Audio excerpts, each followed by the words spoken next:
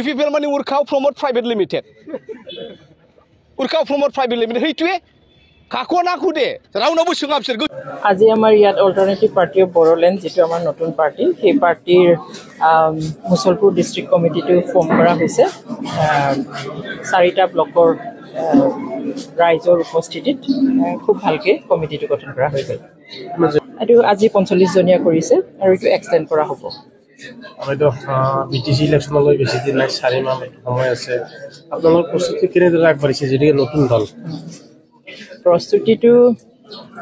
অন্য যিবিলাক existing party আছে ডেফিনেটলি তেওঁলোকৰ নিচিনা নহয় কিন্তু আমি আৰম্ভ কৰিছোঁ যেতিয়া পাৰ্টি হিচাপে আমি ইলেকশ্যনত অংশগ্ৰহণ কৰিম আমি কিমানলৈ আগবাঢ়িব পাৰোঁ সেইটো সময়ে ক'ব আমি আশা কৰিছোঁ যেহেতু এতিয়া ডিষ্ট্ৰিক্ট কমিটিবোৰ প্ৰায় হৈছে আৰু বিভিন্ন ডিষ্ট্ৰিক্টত অলৰেডি ব্লক আৰু প্ৰাইমাৰী কমিটিও গঠন কৰা হৈছে গতিকে আমি ভাবিছোঁ ভালকৈ আগবাঢ়িব পাৰিম আৰু এটা কথা আমি এইটো জানো সকলোৱে যে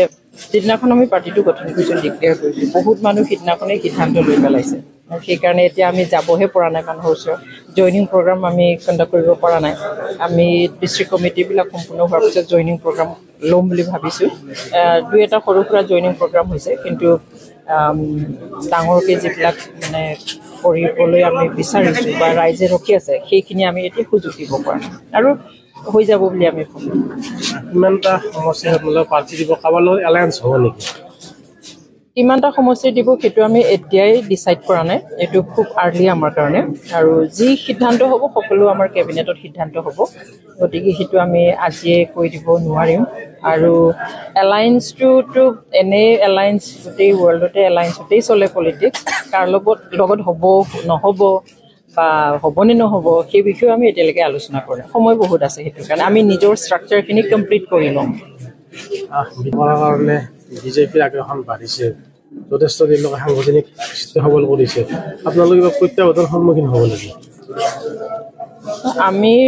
আচলতে সেইটো মই দুৰ্ভাগ্যজনক বুলি ক'ম বিজেপি ইমান বিশাল এটা পাৰ্টি তেওঁলোকৰ চেণ্ট্ৰেলত চৰকাৰ আছে ষ্টেটত চৰকাৰ আছে তাৰপিছত আমাৰ এই জীৱন তেজ আদিৰ বিনিময়ত পোৱা সৰু এটা কাউন্সিলটো কিয় ইমান নজৰ দিছে সেইটো মই দুৰ্ভাগ্যজনক বুলি ভাবোঁ আমি যিটো 6 শিডিউল পাইছোঁ নিজক শাসন কৰাৰ যি ব্যৱস্থা পাইছোঁ স্বশাসনৰ যি ব্যৱস্থা পাইছোঁ সেই ব্যৱস্থাটো তেওঁলোকে আমাক এক্সাৰচাইজ কৰিব দিব লাগে কিন্তু ইয়াৰ সলনি বিটিচি দখল কৰাৰ যিটো মানসিকতা সেইটোত আমি দুখ পাইছোঁ আৰু এইটো আনফৰ্চুনেট আচলতে তেওঁলোকে সেইটো আমাক এৰি দিব লাগে নাজানো বিজেপিৰ মই নাজানো আৰু সেইটো তেওঁৰ ব্যক্তিগত কথা কাৰোবাৰ ব্যক্তিগত কথা সেইটো ক'ব লাগে কোনো এটা সেক্টৰ নাই য'ত আজিৰ বিটিআৰ চৰকাৰখনে হাত দিয়া নাই এই কাৰণে মই কৈছোঁ যে আগৰ চৰকাৰৰ 5 বছৰ আৰু আমাৰ চৰকাৰৰ 5 বছৰ এখন কিতাপ ওলাবলৈ গৈ আছে